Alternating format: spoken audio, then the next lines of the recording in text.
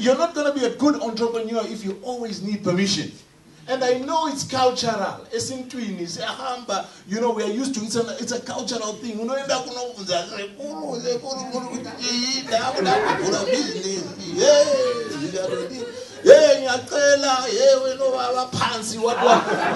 you want to inquire. You always want to inquire. As you're always inquiring, looking for permission. It's a cultural. These notes are for Africans. That's why I didn't go, Mr. Jonah. That's why I didn't go and dig Zig Ziglar, Jack Welch, the GE way, because that would have been fancy.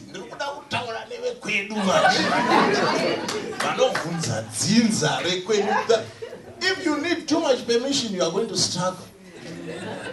Because your great Sekuru didn't start a business. What does your Sekuru know about big data and AI? So why do you need permission? Entrepreneurs work on this, and you've got to practice this. That because we are not brought up, we are brought up to ask our parents for permission. It starts right there. We ask, Daddy, can I go outside? Daddy, can I go to bed now? You are taught to ask for permission. And so we grow up with great ideas, great self-knowledge, but we think we need permission to do what we need to do. I need to set some entrepreneurs loose today. Amen. Jesus. You need to free yourself and say, I don't need permission. Touch yourself and say, I don't need permission. I am free. I am free. I don't need permission. I don't need permission. Whatever. Okay, sorry. It's an affirmation for those that are of the Muslim faith. Don't get offended. The mind doesn't need permission to think or dwell on a matter. This mind of mine can go back home right now without your permission. You're paid to be here, but my mind can leave this very room and go home without your permission. My wife can't stop me going. Right now I'm going right there. I'm going down the corridor, down into the bedroom. I'm there. She's here, but I don't need permission. God created us. Human beings are the only species that can be in 3 places at once. They can be here present.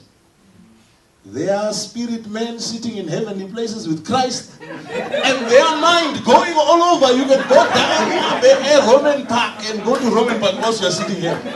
Physically you are here. Your mind is in Roman Park. Your spirit is in heavenly places. Because you are a 3-part being. You are spirit, soul, and body. So don't ask for permission. Don't go around asking for permission, looking for approval. Especially the men. Ladies are better at managing this one. Because ladies talk to themselves a lot. I know this because I live with one. We've been married 18 years now. They talk to them a lot. You can hear her talking to herself. You know? So they do a lot of self-affirmation. But Tina, we need approval. Men need lots of approval. I see it with my sons. So Daddy, how did I do? They want me to affirm it. Hey, son, hey! You will walk through a wall if I do that. In fact, my wife has noticed, I says, come and watch your sons, because when they play differently when you are there. What science is this? What manner of science? How can my presence affect? I phone them and say, son, tomorrow you're playing soccer, make sure you score. But it's different when I'm there. Because men need lots of affirmation. If Mr. P. Moyo said I can be a businessman, then I'll be a businessman. Hey, why does he now need to? He now needs to come and give you permission to be a businessman. Yeah, be serious. A person who doesn't know you from a bar of soap, we make soap, but that doesn't know you. You know, you don't need permission. You can just get on and do it. If you spend enough time with the idea, if you're passionate enough about the idea, you can get on and do it. And I realized that in Africa, I've been around, I've been up north, all the way up to Marrakesh. Africans have got this problem. It's very different when I meet the Caucasian brothers and the Asian brothers. They don't need permission. They just get on. They get on with it and they do it. whilst you are thinking, if you are looking at a hill, thinking, it would be nice to have a house there. Those guys don't, they go and put it there. You see, in Lucia, and you think, oh my goodness, the things you are imagining they are doing. Because they don't need your permission. But they are doing with your evil what you needed permission to do. We need to change our paradigm, folks. My message to the entrepreneur in Bulawayo in Zimbabwe is you don't need permission. You don't need permission from government. That's another thing. Africa has got strong governments that then people feel they have to have permission to do that. No, get on. And then a guy comes, and I saw this, a South African guy, came here, said, no, what are you doing here? And what. And all of a sudden he set a business. I said, who gave you that authority? He said, I don't need it. I don't need it. I said, how do you come here? Tinasi kona. Abaniga spend time. When you figure uvela kachana, we work in business kona pasi kona tina. Where do you get that? If you're going to be a good entrepreneur, ladies and gentlemen, don't go around searching for permission. Don't go around looking for permission. Okay. No permission required. Number 3, be prepared to be a minority of one. Most people don't have the courage to be alone with an idea. We like crowds. If I had said, come to a meeting, it will be just the 5 of us, you'd have felt uncomfortable. Crowds make us feel comfortable. We all like being part of the crowd. We all like fitting in. That's why we all dress kind of the same. Because we all want to fit in. We want to be accepted. It's, entrepreneurship in its strictest sense as a practice is really about going against the grain. Because if you want to be an entrepreneur, by the way, Mr. Jonah gave us, specs of the thinkers and the people that think they can think. Here's another statistic for you. Only 1 to 2% of any society are business owners that employ others. 1 to 2%. You must ask yourself, why 99 to only 19, the 99 and the 98% don't? Why? Maybe it's to do with thinking. I don't know. But what I do know is that a lot of people are not willing to spend time being intimate with an idea because it's uncomfortable.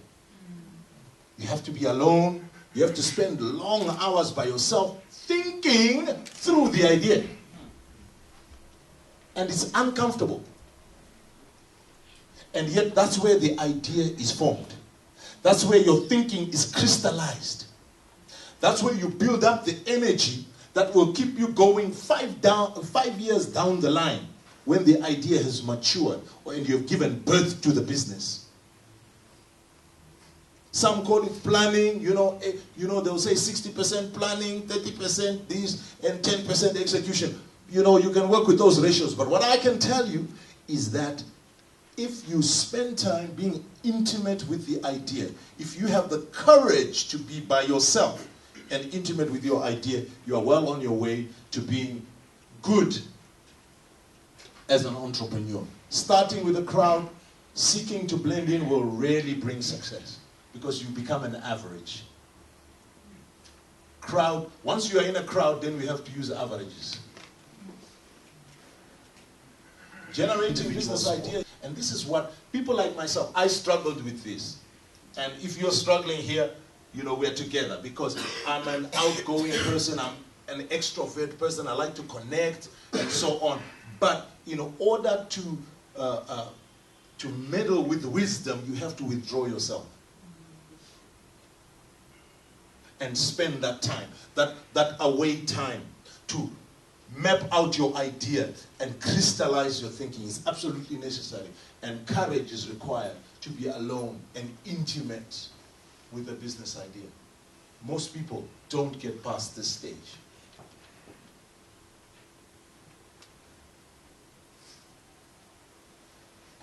As an entrepreneur, build your toolkit. And here's the toolkit. I give you a simple toolkit.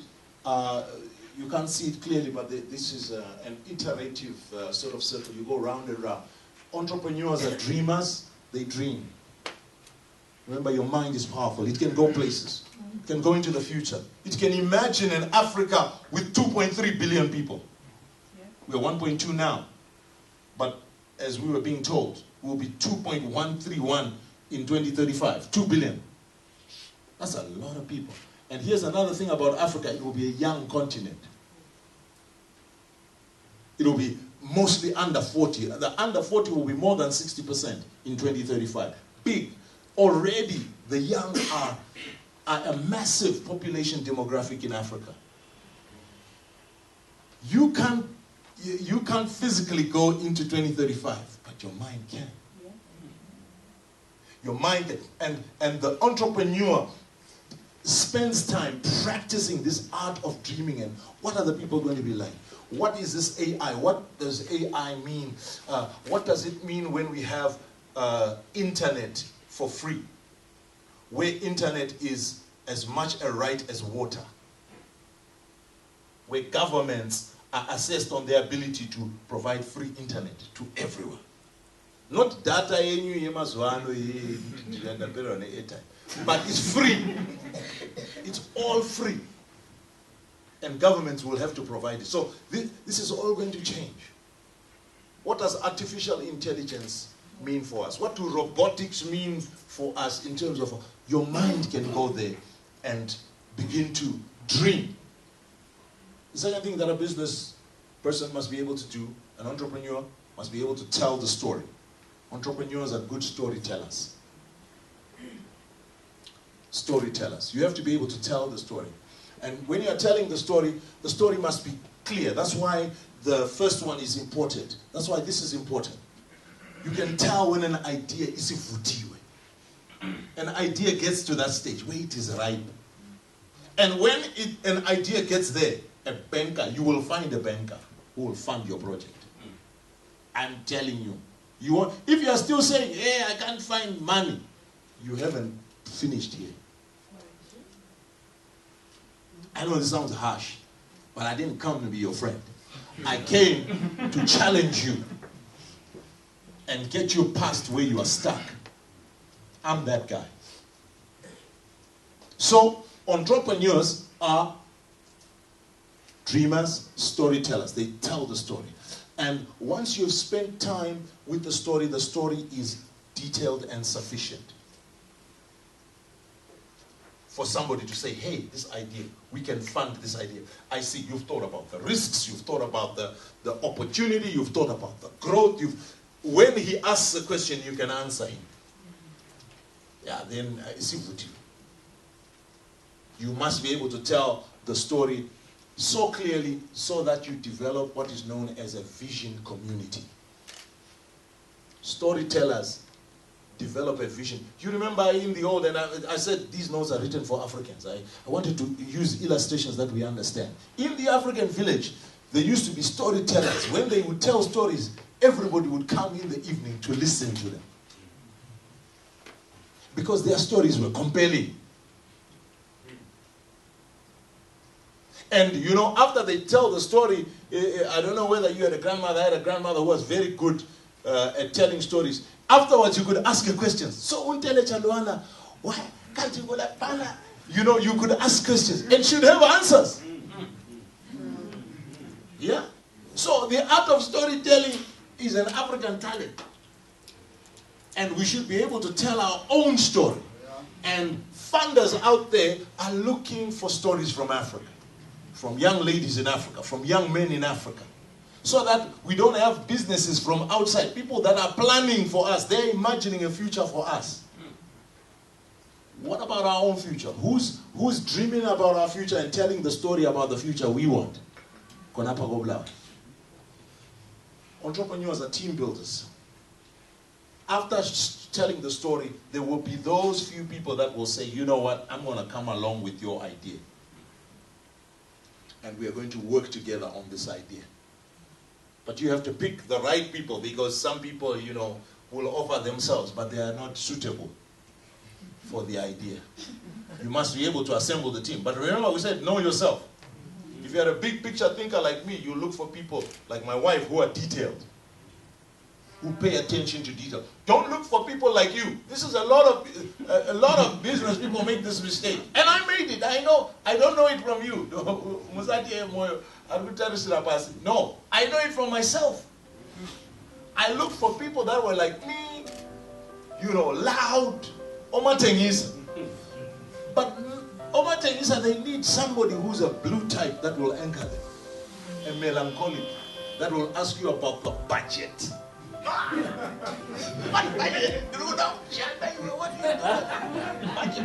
But it's necessary. Can we afford it? Because some of you never ask that question. So I'm going to build a skyscraper. It's going to go through here. Then I'm going to go through like this. And then it will have glass. How much, boss? You need somebody to ask you that question. You say, Iwe, you're not a man. Don't. You need people like that. Because if you want to be an entrepreneur, you need to build teams. And you need to pick the right teams. You need to balance the team with A types, alphas, and B types. So that you have a balanced vision. If you can't employ, have a friend who's a B type around your idea, who will ask you, so have you thought about this? They will ask you details that you don't want to hear.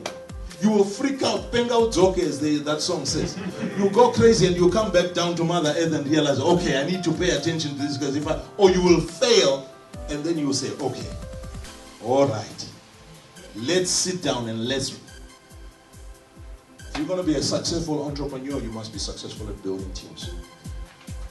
The last one we've spoken about, resource mobilization. You must be able to mobilize resources.